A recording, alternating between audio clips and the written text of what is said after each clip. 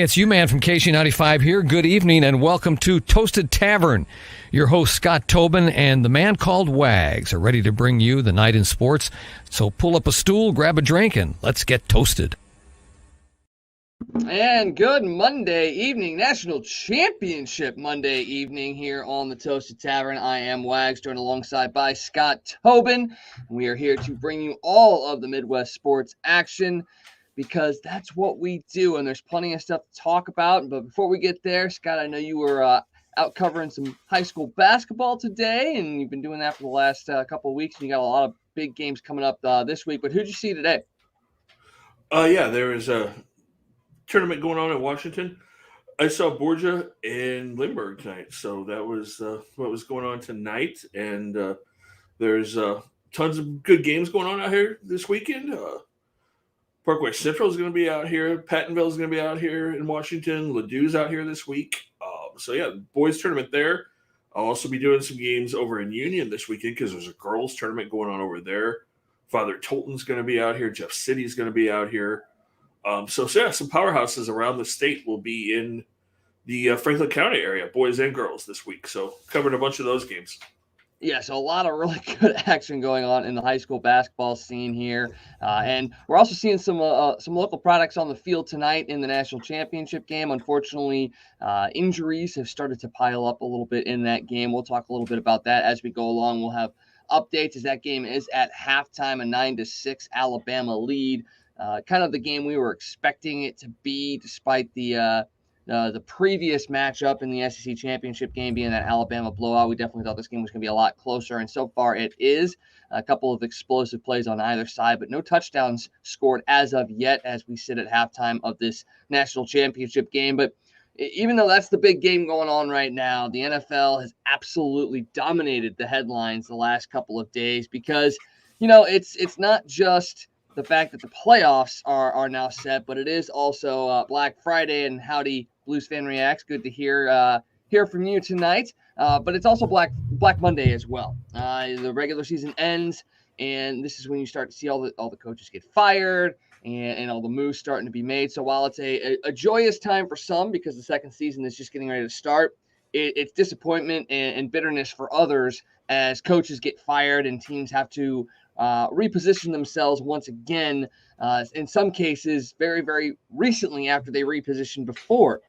So before we get to the playoffs, let's talk a little bit about the changes that have been made in the NFL so far. And it actually didn't start today. It actually started yesterday because you had the two Saturday games, one of those which involved the Denver Broncos. And they on Sunday let Vic Fangio go after 3 seasons. 3 straight losing seasons for Fangio and the Broncos, a 19-30 record, went 7-10 this year.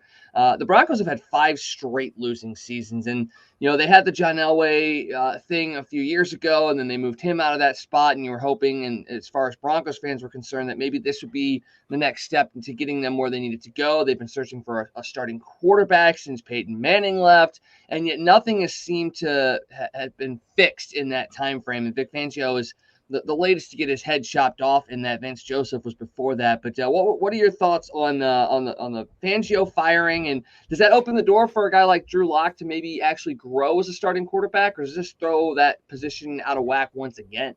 I think it throws it out of whack. I think it was pretty safe to say that Fangio was done when he basically came out of the press conference on Saturday and talked about how they didn't have any talent at quarterback to help that team win.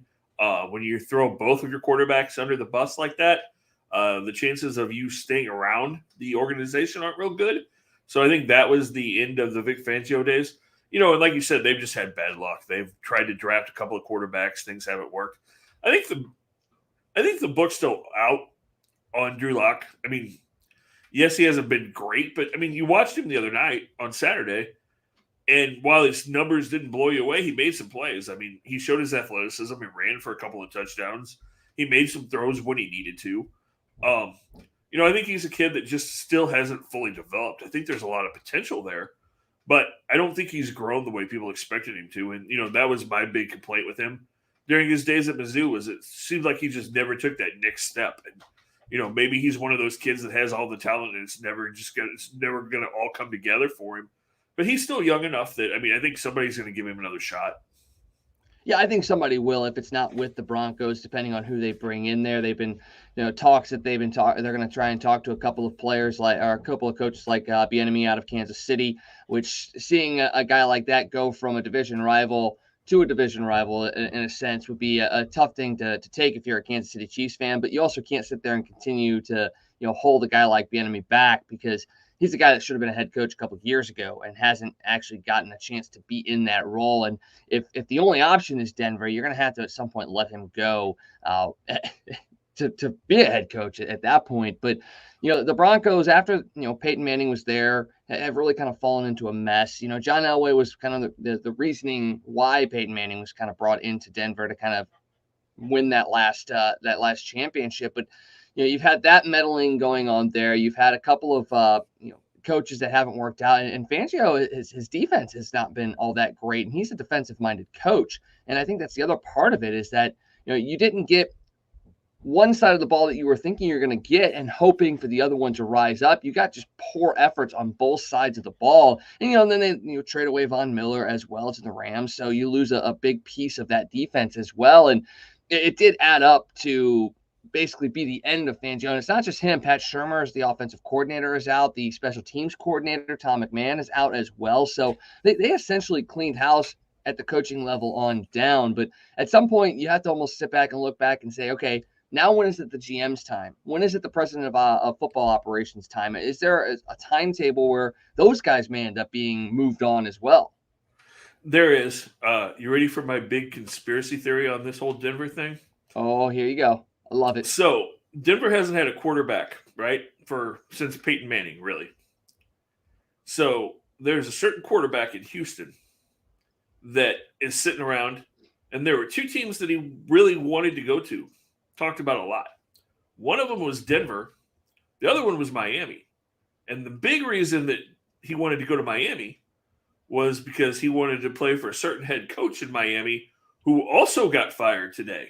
Surprisingly. So would it shock me to see him take a job in Denver and then a trade happen and Deshaun Watson end up being the quarterback in Denver? I think you can draw a big puzzle and circle those two people and say there's a huge chance that that's where those two guys end up next year.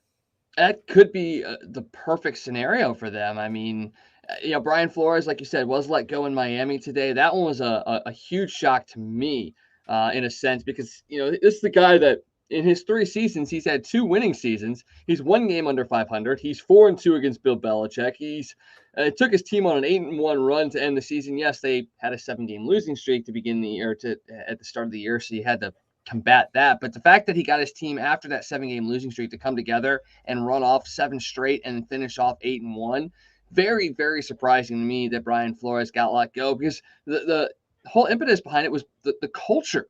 And that was the reason that they said that they fired him, was that the culture was not where they wanted it to be. He went through a bunch of offensive coordinators, defensive coordinators, 4 offensive line coaches in his time as the head coach of Miami. And it just seemed like, the team didn't gel. But when you look at it, how do you sit there and say the team didn't gel when you had an oft-injured quarterback in there and yet you were still able to run off a streak of 7 straight and wrap up a season 8-1 after starting 1-7? If that doesn't tell me you're building a culture, what does culture mean? Well, tell me if you've heard this before. The official word out of Miami is he was fired because of fundamental differences. Where have we heard that before? Very recently here, I think. Yeah, with a coach who seemed to be doing okay. So, and yeah. And almost won manager of the year. Yeah. Yeah, and like you said, Flores actually has a better record than Bill Belichick over the last 3 years. So you can't say that he's done a horrible job in Miami. He's put some things together. So, yeah, I don't think he's going to be unemployed very long. And like I said, it wouldn't shock me at all to see him end up being the new head coach of the Denver Broncos with a shiny new quarterback. Well, partially shiny because there's still some shade there, but, Just a little bit. Now, we talked about the fact that, Denver has hired defensive-minded coaches in the past, and Flores is definitely a defensive-minded coach. Is that something that they may – you can't make the promise that, Deshaun Watson's going to go there if Flores goes there or vice versa. do they take that risk of bringing in another defensive-minded kind of coach with the hope of being able to bring in Deshaun Watson? Because like you said, it's a trade that's going to have to happen. It's not a free agent move where you can sit there and say, okay, you bring in Flores, I'm signing with you. You still have to facilitate a deal with the Texans. So, I mean, do they run that risk of bringing in a defensive-minded coach in the hopes that a guy like Deshaun Watson is going to be able to get there? Well, maybe you work that. Maybe you get the details of the Deshaun trade worked out first, potentially. I mean, there's ways to make that work, and have a pretty good idea if you could get those things together. And then, a big part of it too is you're gonna have a defensive-minded coach, so you need to bring in an offensive-minded quarterback coach or offensive coordinator. Now, who do we know that has ties to the Broncos? That's a pretty good quarterback that loves football, loves to talk football, maybe analyzes football on TV with his brother that could come in and be the offensive coordinator and help Deshaun Watson become a superstar. Ooh, now here's the question though. Does Peyton Manning want to give up what he's already gotten? Because if he goes to be the offensive coordinator and they struggle and Watson struggles, they don't win, that tarnishes what he's got. But right now, everybody loves Peyton Manning. I mean, everybody. Even if he's terrible on TV, people love Peyton Manning. But if he goes to Denver as the offensive coordinator and struggles, whether he struggles or the team struggles, is that something he wants to risk at this point in his career right now? Because his stock is only rising at this moment. I don't think anything can hurt Peyton. If Peyton struggles, then he'll go do a TV show or Saturday Night Live and make fun of himself struggling as an offensive coordinator in a skit, and everybody will be like, Peyton's so funny, we love him. I don't think there's anything that Peyton can do, honestly, that can hurt his reputation. Oh, then if that's the case and he wants to do it, I don't see why that's not something that the Broncos would entertain. Because, I mean, I could see Peyton being a head coach one day if he really, really wanted to. I mean, he's talked about it. He's definitely talked about the fact that he would like to get into coaching or management at some point down the line. So, and with his ties to the Broncos, with his connection to John Elway, who still has a whole lot of influence with the Broncos, I could definitely see that being something that potentially could happen. Again, it would come down to, like you said, how much does Peyton want to do it and how much money are the Broncos willing to pay him, because he's making a ton of money at ESPN right now. But again, knowing Peyton's love of football, I could definitely see him coming back and doing something like that. Yeah, it'd be a hard thing to turn down. Yeah, again, all big conspiracy theory. I'm putting all the little pieces together. Well, it's the NFL and conspiracy theories. That just doesn't mesh. I mean, it's not like they've ever tried to hide things or circumvent things or move things from here to there without really having a reason in stone for it. I mean, come on. That's not the NFL. Conspiracy theories. Psh, come on now. No, I know, right? I can't even believe I would bring something like that up. Why would you tarnish the NFL's reputation by their glowing reputation? Yes, come on. Speaking of glowing reputations, I guess more firings that went down in the NFL today. Well, let's talk first about the Minnesota Vikings because this was one that I think maybe a lot of people saw coming, but still was a bit of a surprise because this team has been successful in his tenure. Mike Zimmer with the Vikings was let go today, as well as the GM Rick Spielman. They've missed the playoffs the last 2 seasons, but he's 72-56-1 in his time in Minnesota. 3 playoff appearances, 1 NFC Championship game that they made it to, and lost a little controversially. But Zimmer's been successful there. Is it just a matter in this case that they just didn't get far enough? Like, success only got him so far, but they need someone to take them to the next level because they have some talent. Now, the defense has struggled mightily this year. They spent a ton of money on the defensive side of the ball this year, and one of the worst ranked defensive teams in the league. And that's why Spielman's out, because his drafts haven't been great the last couple of years, and they spent a whole bunch of money on defense, and it was terrible this year. But I'm a little surprised at Zimmer being let go, but I get it because he got him close to the mountaintop, but hasn't gotten them there just yet. And I feel like that's their thought process. The Wilfs are like, hey, you got us as far as you're going to be able to take us. Now we got to find someone that's going to really push us over the top. Yeah, I mean, I think they look around and see all the talent they have on offense and say, okay, why aren't we doing better? like you said, the defense is dreadfully underperformed this year. Their defense had been really good the last couple of years going into this year. So I think they look around and say, okay, we've got a ton of talent. We should be better than this. But I don't think Zimmer will be – I don't think it will be very long before he has another job, whether it's as a head coach or if somebody brings him in as a coordinator for a year or something and then he takes a head coaching job. But he won't be unemployed for very long. No, I definitely don't think so either. Like I said, the success that he's had there, he was with Minnesota since 2014, so one of the longer tenured coaches in the NFL. And then one of the shorter tenured coaches in the NFL. And the one that we all knew was going to be fired as soon as, November rolled around was Matt Nagy in Chicago. Not only him, but Ryan Pace was also let go as the GM of the Bears. The team has been an absolute mess the last couple of years, and Nagy won Coach of the Year in 2018. It was a 12-4 season.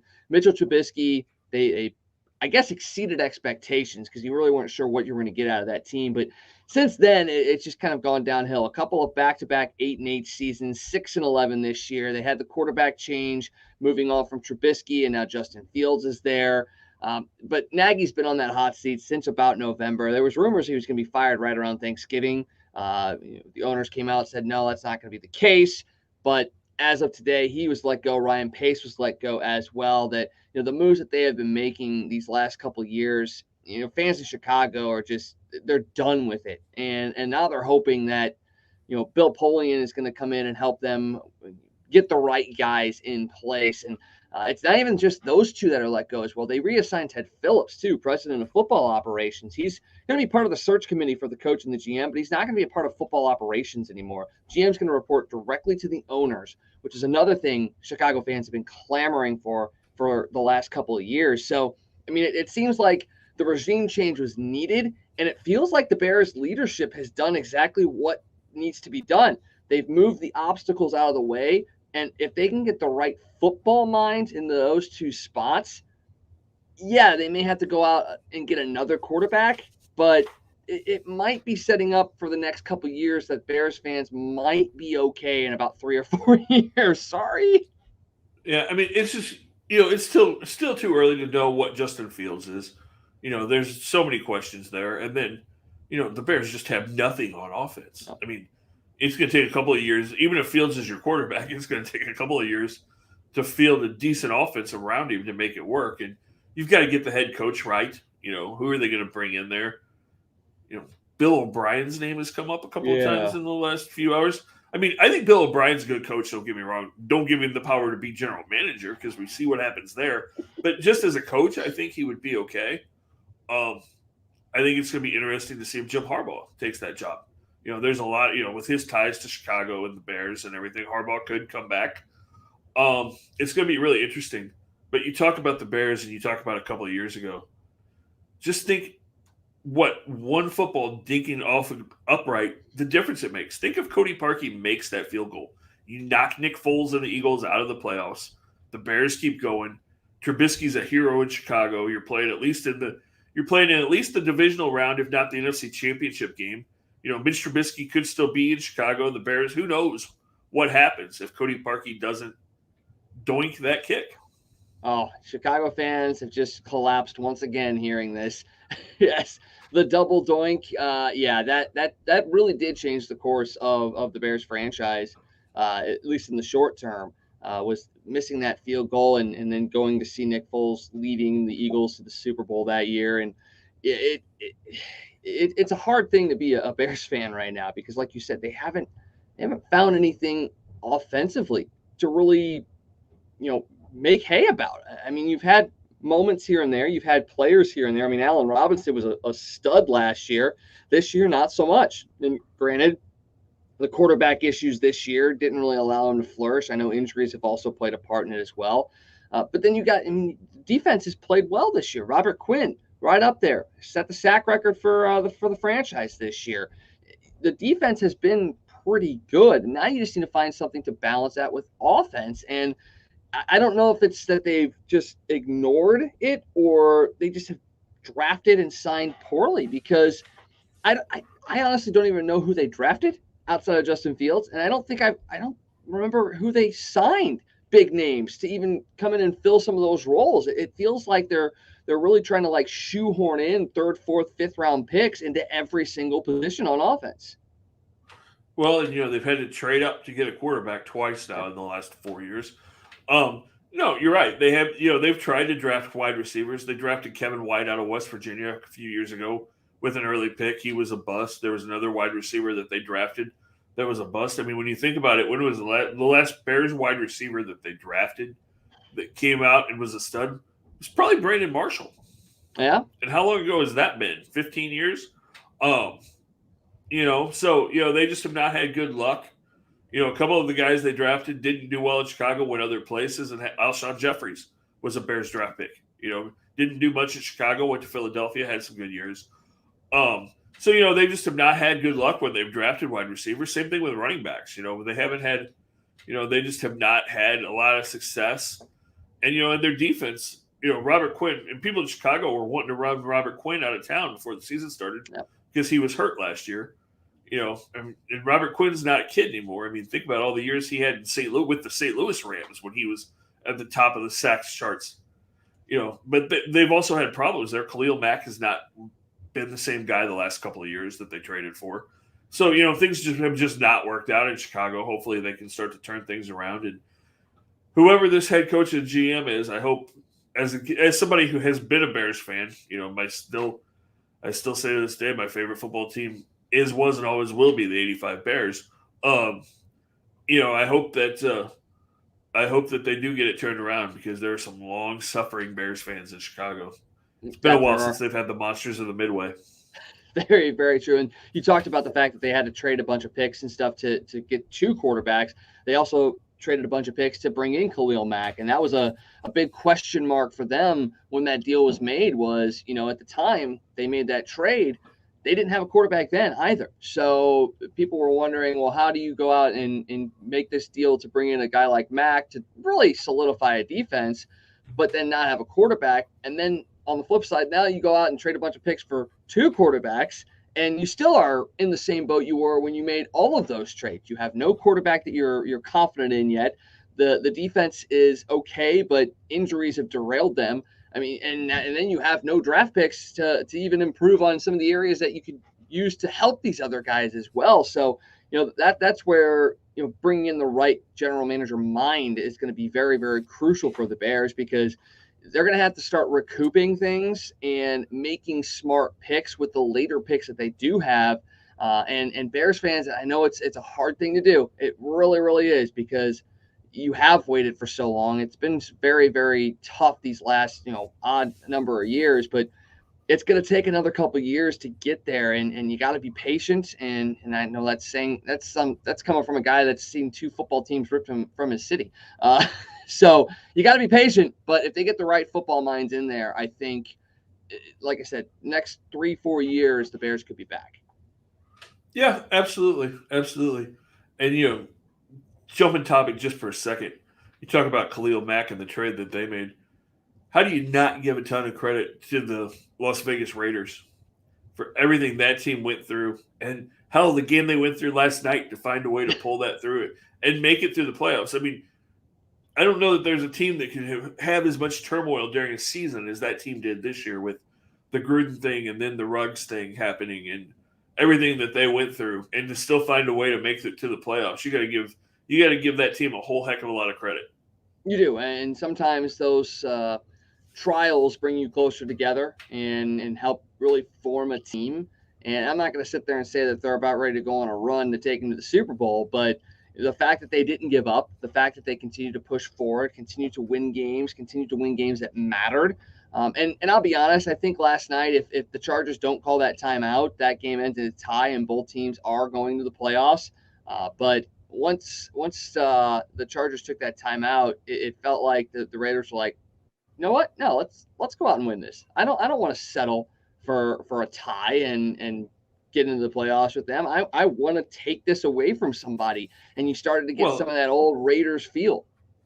Well, and how dumb was that on the Chargers' part to call that timeout? With that, I mean, everybody's like, oh, they're playing for the tie. The rivalry between the Raiders and the Chargers over the years, you don't think the Raiders Nation was going crazy knowing that they had a chance with 2 seconds left in that game to knock the Chargers out of the playoffs. I mean, the only thing that would have been better for them would have been if it would have been the Chiefs, that they were knocking out of the playoffs. But, it's going to be interesting. It's not going to be an easy road. No, they got to go play Cincinnati. But, you get in the playoffs, and that Raiders team has some talent. If the defense plays like they did last night, they can step up. And, Derek Carr doesn't get enough credit. He's a good quarterback. He is. He really is. And he's definitely not his brother got about the short end of the stick being drafted by Houston and not having much around him. But Derek Carr has done an amazing job in Vegas. And he also, at some points in his career, has not had the talent around him. But they got Josh Jacobs there. They've got a couple other great players in that area. They've got Hunter Renfrow, who's had an amazing season this year, over 1,000 yards receiving, 9 touchdowns. They've done a lot with a little, and that's really what's gotten them into the playoff picture. And we'll go ahead and flip from the head coaching stuff to the playoff picture. We'll start in the AFC first off. As you see the bracket up on the screen now, you've got the Titans at the number 1 seed. They get the bye as benefit of their win yesterday against Houston, a game that was a lot closer than it should have been. They were up big, and Houston inched their way back into it. But then you've got the Chiefs and the Steelers, the Bills and the Patriots, and the Bengals and the Raiders. Let's start with that Bengals-Raiders game, because that one is a very, very intriguing one to me. Because first off, it's quietly the Raiders are 10-7. I didn't realize that they were actually 10-7. The Bengals 10-7 as well. Joe Burrow had an amazing season this year, 4,600 plus passing yards, 34 touchdowns to 14 interceptions. Jamar Chase, I mean, what else can you say about him? The dude has just been electric this year. They got Joe Mixon back there with over 1,200 yards rushing. The Bengals did defeat the Raiders 32-13 back on November 21st. But once again, just like every one of these games that are rematches, that was a while ago, and both teams have definitely changed in that time frame. So when you're talking about that Bengals Raiders game, what are you really looking for in this matchup? Is it about defenses on both sides? Is it about a certain offensive player, or what are you looking for in this one? Yeah, I mean, it's going to come down to the Raiders' defense. Can you get enough pressure on Burrow? Can you disrupt him? Can you not give him time to set up and throw? Because you talk about Jamar Chase, you got to remember that T. Higgins is on the other side as a wide receiver. He's had a monster year too, and is a stud. So, I mean, their defense has got to get pressure on Burrow. You got to make him uncomfortable in the pocket, because the Bengals' offensive line is not good. I mean, Joe Burrow, it's even more impressive that he's put up the numbers he had this year because he's run for his life all year long, because that offensive line is awful.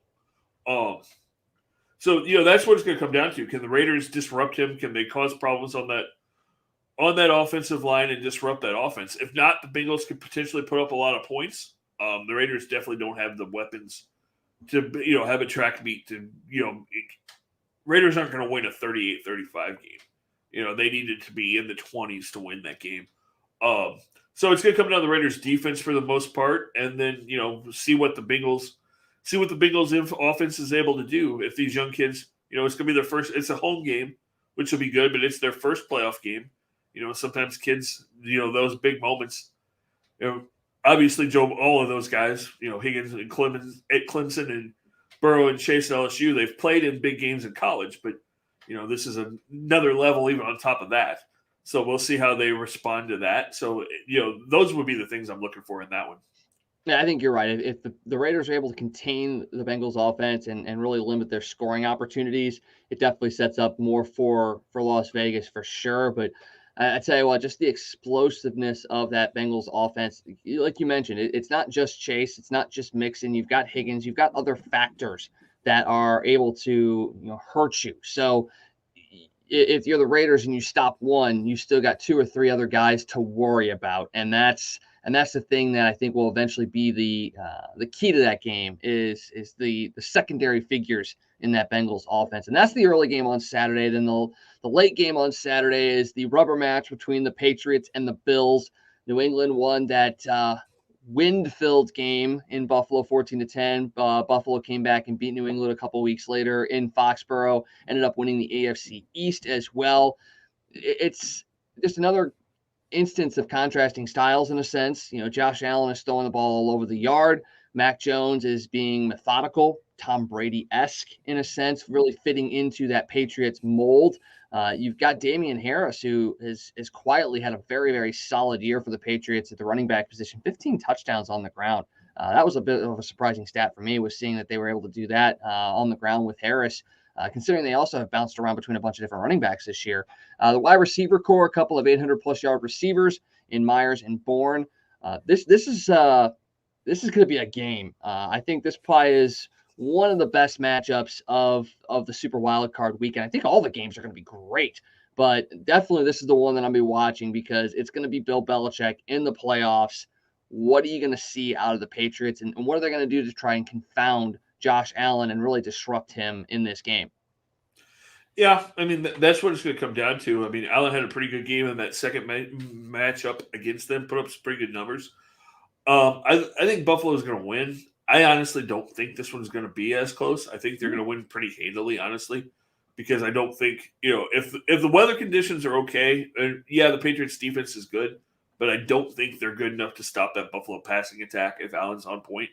I think they obviously can't. The Patriots don't have the weapons again to be in a high scoring shootout with Buffalo.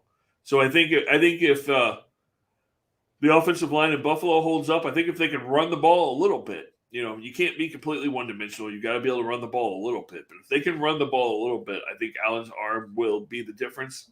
And I think Buffalo is going to win by 10 or 12 points, honestly. Oh, wow. Okay. I mean, I can see that definitely being the case. I think for some reason I'm still buying into the Patriots playoff magic, and I think it's going to be a little bit closer than it probably should be. I think the Bills should blow them out. I really, really do, especially the confidence that they gained of going into Foxborough and blowing them out there just a couple of weeks ago. I'd like to think that that's something that they're going to be able to carry over, but until someone breaks that mystique of the Patriots in the playoffs, it's a hard one to overlook. So we'll see how that plays out. Then the other AFC game that you got is the late game on Sunday, and that's the Chiefs hosting the Steelers, who snuck in there on the last day, sweated out that overtime game between the Chargers and Raiders. Big Ben's going to get one more game at least in the playoffs in his career, and it will be at Arrowhead on Sunday night. Chiefs just recently, day after Christmas, beat the Steelers 36-10. Not even a really close game in that matchup. For me, looking at this game, it's really going to come down to which Chiefs defense are we going to see. They started off a little slow. They had a really good run there in the middle of the season, have kind of slipped a little bit the last couple of weeks, especially that loss at the very end of the season. It's going to be the Chiefs defense versus whatever magic Big Ben has left in the tank. And whichever one comes out large is going to be the one that wins. Yeah, I think the Chiefs offense, to me, it's going to come down to the Chiefs offensive line. We've seen what happens when Patrick Mahomes gets a lot of pressure. You got to keep TJ Watt out of the backfield. You got to keep Cam Hayward out of the backfield. You've got to keep Patrick Mahomes upright. If you can do that, the Chiefs should be able to win this game pretty handily. If Pittsburgh's defense is able to be disruptive, then you just never know, because we've seen Ben win more than a few games in the postseason that he had no business winning. The Steelers know how to play in big games, so affect them. So, it's just going to come down to how the Chiefs offensive line holds up. I mean, if the Chiefs offensive line holds up and Mahomes has time to throw, the Chiefs should win pretty easily. But if the offensive line, the Chiefs have some injuries on that offensive line again going into the postseason. So if that offensive line springs a leak, then, we've seen the Chiefs offense sputter, so it should be a blowout, but it could be really close. And, like I said, the Steelers know how to win big games like this on the road. So it'll be interesting. Yeah, if the Steelers are able to keep it close, that's a scary proposition for Chiefs fans. If it's a 10-7 game late in the second quarter, or even a 10-3 game in that second quarter, you as a Chiefs fan have to be worried. The running backs are also going to be key for me in this game. Darrell Williams has come on strong as of late in replace of Clyde Edwards-Helaire, who's had to deal with injuries this year. And Najee Harris has quietly had a big season, 1,200 yards rushing, 7 touchdowns. I mean, that Steelers rushing attack has not been good the last couple of years. And I wouldn't even say this year it has been good.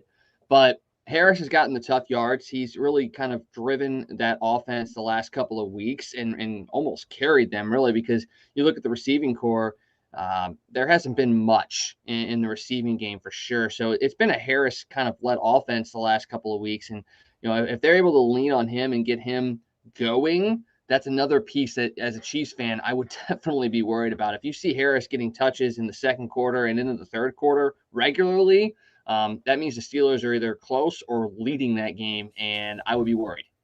Yeah, like I said, it could be a good game, and you have to worry about health as well. Yep. Tyreek Hill and Travis Kelce both a little banged up in the game on Sunday, so we'll see how close to 100% those two guys are. And the weather in Kansas City could be interesting too, because there's been some talk that there could be some rain or even some snow showers potentially Sunday night. So we'll see what happens.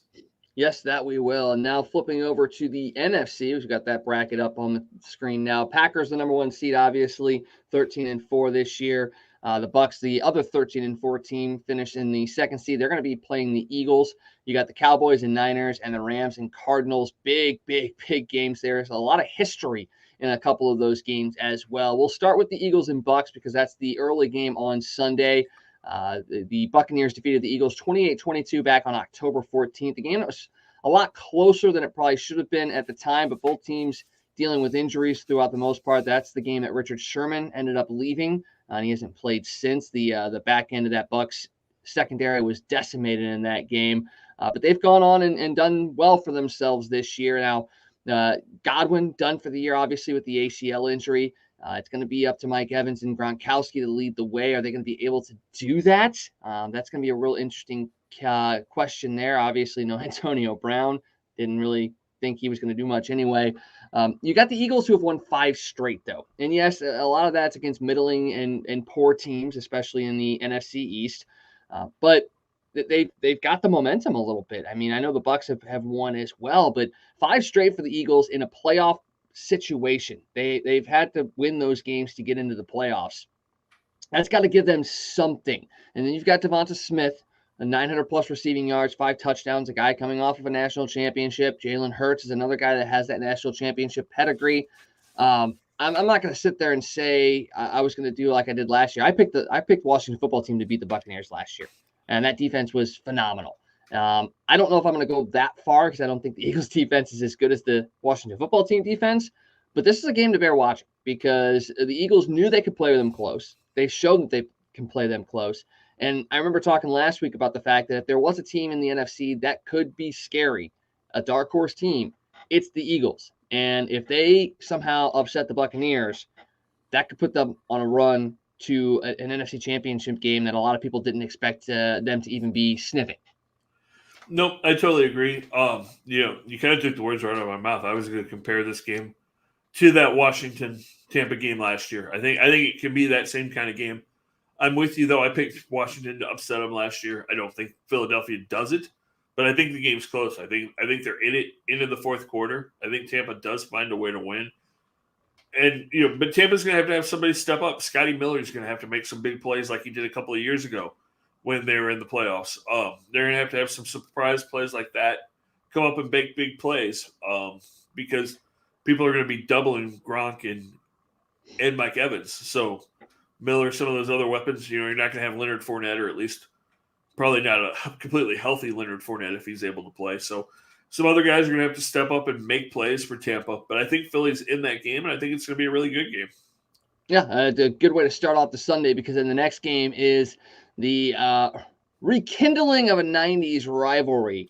The 49ers at the Cowboys. And now it doesn't have the same luster as the Steve Young, Troy Aikman days back in the 90s when they went to a couple of NFC championship games against each other. It is the first playoff meeting since the 94 NFC championship game, by the way.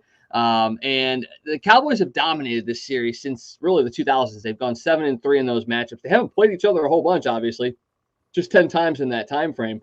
But the Cowboys have won 7 of those matchups. And, they've got a team. The Cowboys have a team that can go all the way this year.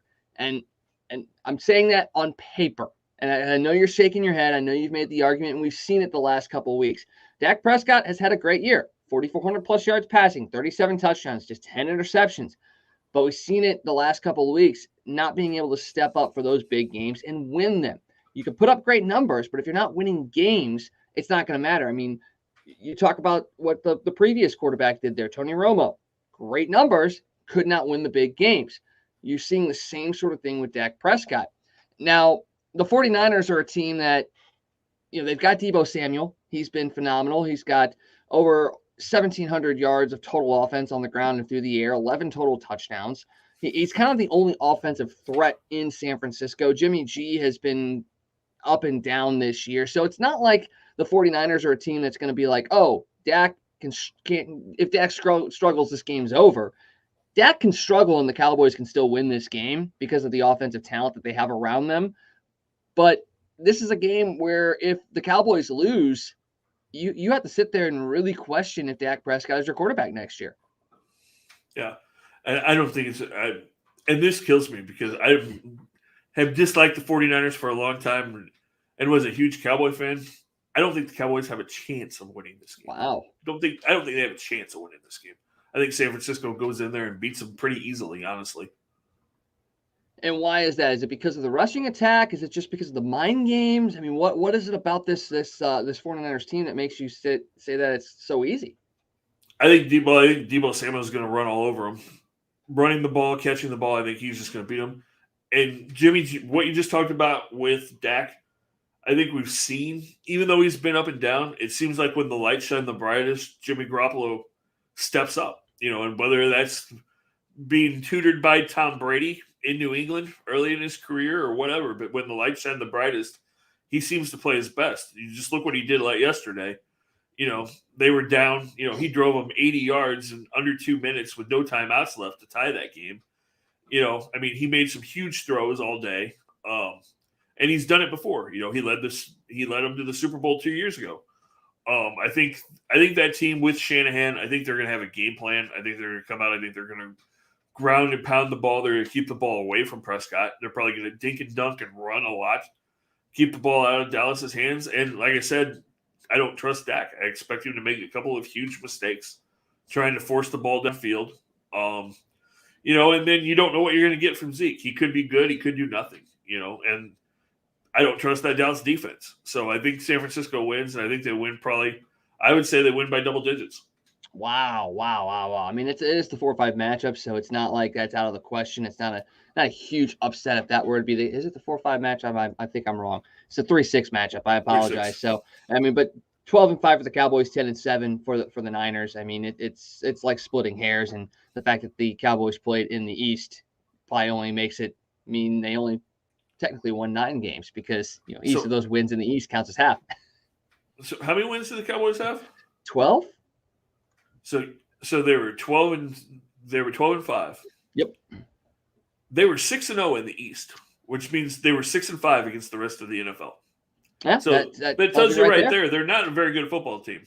That tells you exactly right there. Yeah, I mean, that's why you can't look strictly at records. I mean, you have to look at more than that. You have to look at gameplay. You have to look at who they played and all of that as well. So, yeah, I mean, it wouldn't be a surprise if the 49ers win this game. It really would not. And like you said, we saw this in that game against Green Bay a couple years ago when Jimmy G did, I think, threw just a couple of passes in that first half, if not the entire game, and they ended up winning that game. I could see that being the same sort of scenario here where, you do what gets you the win, and you give the ball to Samuel any way you can, handing it off, dumping it off, hitting him downfield, whatever you need to do. You get him the ball, let him do his work, and that, like you said, outside of that cornerback in Dallas, there's not much defensive capabilities in Dallas. So he can run all over the yard and set the 49ers up for days. Yeah. It's going to be interesting, but like I said, I think we see an upset there. I could see that being the case. Well, and then Monday you've got the rubber match between the Arizona Cardinals and the LA Rams. The Cardinals a 37-20 victory earlier in the season. The Rams a 30-23 later on. And it's really just a tale of two teams. You talk about how hot the Cowboys were in the NFC East. The Cardinals were hot to start the season. They were beating teams left and right. They were the lone undefeated team. They're the last undefeated team to lose. But it's really been a tale of two teams the last 6 games. The Rams are 5-1 in their last 6. Cardinals just 2-4. And yes, they've been hit hard by injuries. DeAndre Hopkins has been in and out of the lineup. James Conner has missed a bunch of games. Kyler Murray was out. But they were winning when Kyler Murray and DeAndre Hopkins were out. They haven't been winning the last couple of weeks. And I think, once again, you're seeing a team that is in a spot where they're good, but they haven't learned how to win yet. And they're going to suffer a big-time defeat probably on Monday. And it's going to set people back this year thinking, oh, maybe they weren't as good as they were. But definitely will be a game that they'll look at and build on next year. But that's if Matthew Stafford shows up for the Rams. He hasn't been all that great the last couple of games either. Yes, you've got the top wide receiver in Cooper Kupp. He's the Triple Crown winner at the wide receiver position.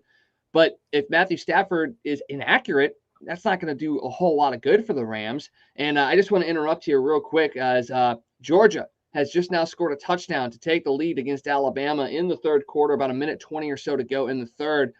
They just take the touchdown to go up 12-9, extra point ensuing. So we got ourselves a matchup game going on right now over in Indianapolis. But let's get back to this game between Arizona and LA. Really, what's your take on this? I mean, are the Arizona Cardinals going to be able to bounce back and show us the team that they were at the beginning of the year? Or is Matthew Stafford going to get right and actually be able to show what he can do in the playoffs, because he's not really been there? You ready for my prediction? A tie. No. Another upset. Arizona goes into LA. Arizona's been way better on the road all year long than they've been at home. They're going to go into LA and they're going to beat the Rams. And again, it's not going to be real close. They're going to go in. The Rams are not that good either. You talk about Matthew Stafford's going to make some mistakes. He does quite often. He's going to throw an interception or two. And that Rams defense is not that good. They're in Donald and Jalen Ramsey. Other than that defense is pretty weak. DeAndre Hopkins, James Conner, both expected to play on Monday. They got J.J. Watt back yesterday. He looked pretty good in that game yesterday. I think Arizona goes in there, and I think they beat the Rams. Sorry, Stanley. I think they go in and beat the Rams pretty easily, honestly. I really do. I think you're going to see Kyler Murray have a really good game. I think they're going to have a good game plan. And I think A.J. Green has a big game. So I think A.J. Green, I think Zach Ertz has some big catches. Another guy who's played in some big games in his career in Philadelphia. So I think this team goes in. J.J. Watt's going to have them fired up, being able to play in a playoff game again. I think this team goes in there, and I think they beat the Rams. I really do. I think it wouldn't shock me at all if we see all three of the favorites in the NFC lose this weekend. I think Tampa wins, but I think it's close. But I think we see Dallas and the Rams both lose, and I think the road teams win, like I said, double digits both places. Well, if the Cardinals are able to do what the 49ers did this past week and either fill the stadium in LA with their own fans or find some way to get the Rams to pump more music and crowd noise in there. Because, I mean, you heard about that, right? Like, the Rams were having issues communicating at their own field. So if the Cardinals are able to take advantage of that. Yeah. I mean, yeah, when your quarterback comes out and says, we were having a hard time communicating, that was really tough. In your home stadium, you've got a serious problem. And that's only a couple-hour trip from – it's not much closer – it's not much farther from Glendale to L.A. than it is from San Francisco. So don't be shocked if there's not a ton of red in that stadium again. And Kroenke doesn't care if there's more Rams fans than Cardinals. As long as he's making money, that's all he's worried about. But, yeah, I think it's going to be loud. I think there's going to be more Cardinal fans than Rams fans. And like I said, the Cardinals have played better on the road than they have at home all year. They have a way better road record. So I think Arizona goes in there. I think they're comfortable, and I think they beat the Rams, and I will be happy. The battle of St. Louis going on in L.A. on Monday night. Monday night, and we're rooting for the Cardinals for sure. We're definitely rooting for the Cardinals, so we'll hope to have that be an upset victory for them as well. And Lots of great action going on this weekend. Super wild card weekend. Make sure you check out all of the games there. I want to touch on the college football game or college football scene real quick before we jump to the NHL to talk a little bit about the Blues. Obviously, the national championship game going on right now, 13-9, Georgia leading that game at the end of the third quarter, although there's a Bulldog player down as we go to commercial, and Bryce Young also holding his arm or his wrist as well, possibly his finger, as we go to commercial there. But one piece of news that came out that should excite and make Missouri fans happy, and I know you saw this, the fact that Gary Pinkel is being elected to the College Football Hall of Fame. He's going to go in with Andrew Luck, Rashawn Salam, LeVar Arrington, Champ Bailey, Michael Crabtree, Sylvester Croom, and Roy Williams, the Oklahoma receiver, among others. Pinkel, the Missouri career wins leader with 118 wins, 4 conference championship games, 10 bowl appearances with the Tigers. He's also the career leader in wins at Toledo with 73. Definitely a well-deserved honor for Coach Pinkel. Something I think we all thought was going to happen at some point anyway. But it's nice to hear that he's gotten the call, and in December he will be enshrined in the College Football Hall of Fame. So definitely a big-time congratulations to Coach Pinkel. Absolutely well-deserved. He made it fun to go to Columbia and watch the Tigers again, and that was, he was kind of, well, he wasn't kind of. He was the guy who brought Missouri football back because it was pretty bad, and it started when he brought Brad Smith in there. That was the beginning of it, and then led to Chase Daniel and Jeremy Maclin and all of those guys coming to Columbia and, set the stage for what's going on with Coach Drink now. So, yeah, very well-deserved for Gary Pinkel, and he's still very involved in Columbia. And, congratulations, Coach. Yes, very big-time congratulations. And once again, you can see, how much influence he had on that, as after he retired, this program has really kind of hovered around 500. Yes, you got the SEC changeover as well. That's a part of that. But, he did a lot for that Mizzou program. And he's been one of those guys that he still had his hands in it, but he's also let the guys that have been coaching there kind of do their thing, where it's not, sometimes you get those guys that are like, no, this is the way it gets done. Even though I'm not running it, this is the way it gets done. He's been hands-on yet hands-off at the same time. He's really embraced Coach Drink as well, I believe. And I think Coach Drink and Odom before him have really respected and talked to Coach Pinkel about his influence and what they can do as well. So it's nice to see that there's that camaraderie together, and hopefully that we're going to be able to see maybe we're celebrating a duo Heisman Trophy winner, potential national championship berth, and Hall of Fame induction in December of 2022. That would be cool. It might be rushing things just a little bit on a couple of those, but let's just hope we have a good year and we're talking about a highly ranked Mizzou team. Let's go with that.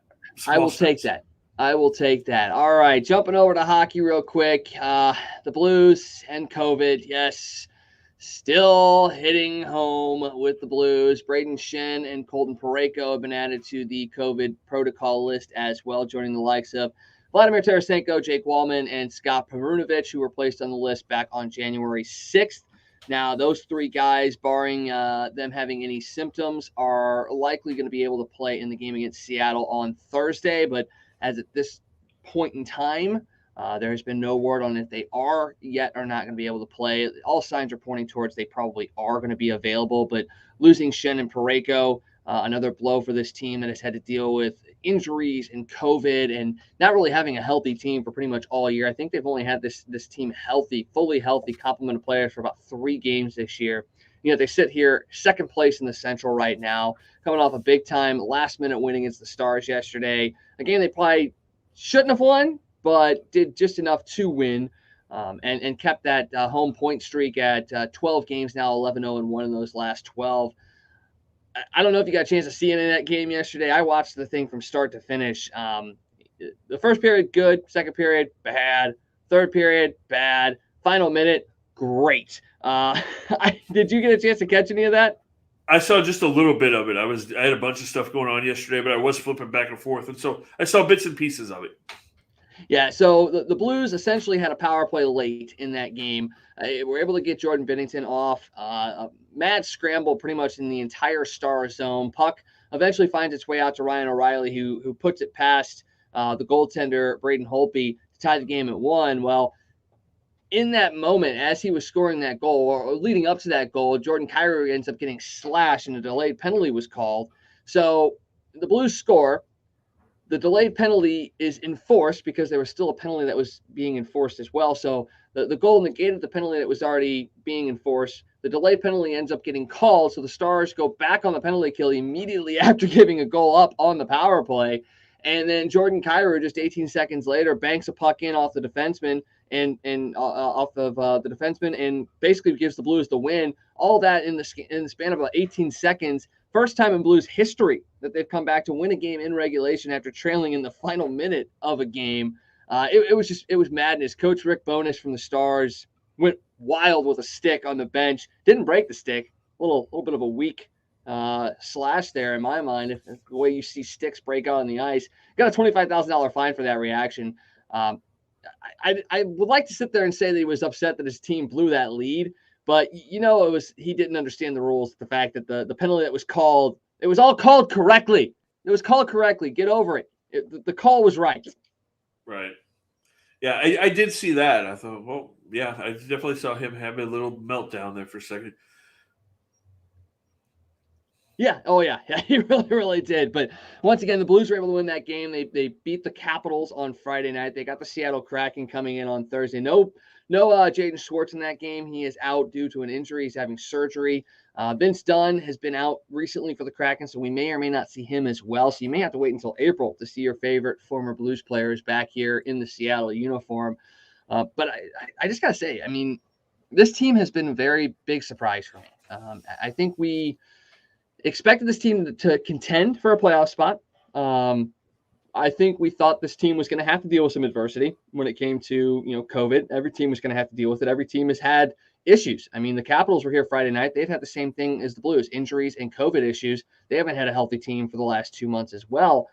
But with what this team has done in every facet of the game, offensive, defensive, goaltending, from the NHL down to the AHL, I'm hoping it's not a too early kind of peak in this sense. But this team is showing me something that I was surprised that they had, was that resiliency, that push, that depth, that, yes, we've talked about the depth, but to see it in action and to see it actually being successful, that's something that surprised me this year. And I hope it's not too much too soon. But if this team gets healthy at the right time, and Doug Armstrong's able to make a sneaky good Doug Armstrong move at the deadline, which I don't necessarily think he has to. I think there are some moves that could be made. This is a really scary out for teams in the playoffs. And you got to remember, Colorado hasn't gotten hot yet. You got a team like Nashville up at the top that I think a lot of people are still a little confused on why they're there. Team we haven't really seen yet this year. But this is a good thing for the Blues, and Blues fans should be excited with what we've got going on right now. Oh, absolutely. Absolutely. We talked about not really sure what this team was going to be, and I think they've far exceeded expectations to this point, especially with all the injuries and the COVID and everything they've gone through. I got a question for you real quick, because I'm going to steal this from one of the other local shows today. They were having a conversation. What are your thoughts on Jordan Binnington? Because the show that I was listening to, 2 of the 3 hosts had him as probably in the lower third of goalies in the NHL, probably in the 20 to 25 range. They don't think he's very good and don't think he's been very good for the last 2.5 years. Your thoughts real quickly on Jordan Binnington. Oh boy. This is a tough one, because I see both sides of the coin. Yeah, there are some saves and goals that he's allowed that he definitely should have, saves he should have made, goals he shouldn't have allowed. He's definitely allowing more goals than I think a lot of us are comfortable with. But you also have to look at, in some instances, when those moments have happened. A lack of defense, being just peppered with shots. I mean, you go back to that Pittsburgh game last week, and if not for Jordan Binnington, that game is an 8-3 Pittsburgh victory. The stops that he made early in the first period, even into the second period, that kept the Blues in the game and in the lead at the time, were phenomenal and stuff that needed to be made. He made saves against the Capitals. He made saves against the Stars yesterday that you go, man, any other goalie that's going in, he has a fight and desire and a skill set to be a great goaltender. But I think he is just like every newer goaltender out there, where he's going to have those moments where he's going to have a lapse and something's going to go in that you're like, man, that should not have gone in. I think that's just something you're seeing across the board in a lot of them. A lot of these younger goaltenders, just a little bit of a lackadaisical feel to them and a lackadaisical play. I hear it from all the time. I've heard it in Philadelphia with Carter Hart. I've heard it in other cities with younger goaltenders where, oh yeah, there's goals that he shouldn't be allowing. Why is he? It happens everywhere. But you look at it, and I'm going to sit there and say this flat out. I think Jordan Binnington is the goalie for the next 2 years. He definitely is the goalie for the next 2 years. I think Billy Husso has risen has upped his game by far, and that's going to push Binnington to be even better, because Binnington's just like a Jake Allen in a sense, where he needs that 1B to really push him to continue to be better. In the last couple of years, when Jake Allen left last year, and you brought in somebody that had no chance of being a number one goaltender. Well, Binnington suffered a little bit from that. And I think now that Ville Husso is really pushing, not necessarily pushing for the crease, but pushing to be a guy that gets more playing time, I think that's going to up Binnington's game for sure. And I think you're going to continue to see the best. And you also have to remember, Binnington's been out with COVID. Binnington's not played. I mean, he's only played, I think, 4 games the last month or so. So it's not like he's even in a rhythm. Goaltenders need rhythm. They need shots. Not too many shots, but they need shots. So I'll just put it out there. I think Binnington is definitely the goalie for the Blues for the next at least 2 years. Maybe after that, you change it up. But if you're able to get maybe another Stanley Cup run out of that in the next 2 years, I think you got to be happy with it. And then you just hope and pray that a guy like Hofer or Ellis really bursts onto the scene and takes hold of that mark. And then you either have a high price backup, which is a good thing, or you find a way to offload Binnington to a team that needs a veteran presence in their locker room. Yeah, I agree with you. I mean, I think he's the goalie for now and for the next couple of years. I was surprised to hear, though, that Jake Allen's save percentage is actually higher than Jordan Binnington's since the bubble. That's just a little bit surprising. I mean, I'm a guy who always liked Jake Allen, so I'm not shocked. But Blues fans are never going to be happy with their goalie. I mean, that's been perpetual since Curtis Joseph left 20 years ago. Well, how many fans are you hearing saying, "Man, I wish we had Jake Allen right now"? I'm sure you're hearing that. I'm sure people are out there saying, "Wow!" And just from your point exactly, that his save percentage is higher than Jordan Binnington's right now. I bet you have a lot of people, especially in a certain lounge, that are clamoring for, why is Jake Allen not here anymore? Oh, and I know certain people. We both know certain people that are having a fit about Binnington, and we need a different goalie. But fans are never going to be happy no matter what's going on. Yeah. Real quick update: Alabama just kicked a field goal. It's 13-12 with 11 minutes and 34 seconds left in this fourth quarter. This game's definitely being played at the pace and the score that Georgia is more comfortable with. It definitely favors Georgia the way this game has gone compared to the SEC championship game. Yeah, but if they cannot protect Stinson Bennett, then Alabama may end up taking hold of this one. He's been running for his life for most of this game. And now the one thing that you can say for Georgia is they have been able to get pressure on Bryce Young, which is something they did not do in the SEC championship game. And that's, I think, one of the big reasons why this game is close. And you also look at Jameson Williams, who is out of this game as well. If you guys were watching the game earlier in that first half, his knee, there was something in his knee that snapped. And that's a scary, scary thing. The local St. Louis product. He was having a great season and looking to be a guy that was going to rocket up some draft boards. But you just hope and pray that he's okay, and that maybe it's just a sprain more than anything else, and he can work himself back into good shape. But he is out, and that's definitely been something that's affected this Alabama offense as well. And we got some questions around the Stinson Bennett play here. Might be a potential fumble, but if that's the case, I'm not sure if Alabama got a clear recovery or not on this. I think we're going to stick with you guys through this review real quick, just to see if we can give you a little bit of a better understanding. because that could be the game right there. If Alabama somehow is able to recover this so-called fumble potentially, although his arm is going forward. Yeah, I don't know how that's a fumble. I don't either, but it is Alabama, and well, you never know. That's how things work in this day and age, it seems like. But as we're continuing to watch this and see what the review is, like I said, I still don't know if I saw a clear recovery by Alabama. So even if that's the case, right, then Georgia would still have the ball, even if that ball was out of play. So we'll see how this ends up playing out. Gut reaction, it's no fumble, and Georgia's going to get the ball back. But if it goes to Alabama, is this game over? It's going to be close. It will definitely be an uphill battle for Georgia if that is the case. Oh, now that view right there. Oh man, if this is a fumble, I think Alabama's got it. Because there's a little bit of green. There is some green there. Yeah, there is. Yeah, if it's a fumble, I think you're right. I'm still not sure that was a fumble though. I don't think it's a fumble either, but the way that they're showing that replay and that replay alone right now makes me think they've already determined it's a fumble and that they're looking to see if he made clear recovery and possession before touching out of bounds. Now, from that angle, from there, it looks like his toes on the line. Yeah, but once again, though, the overhead. Oh my goodness! They did rule it on the. Here's the thing, though. They did rule it on the field. It was a fumble. Yeah. So they rule. So now you have to have clear evidence that it's not a fumble. If that's even what they're looking at. Yeah, and they're definitely taking their time here. Go ahead. While we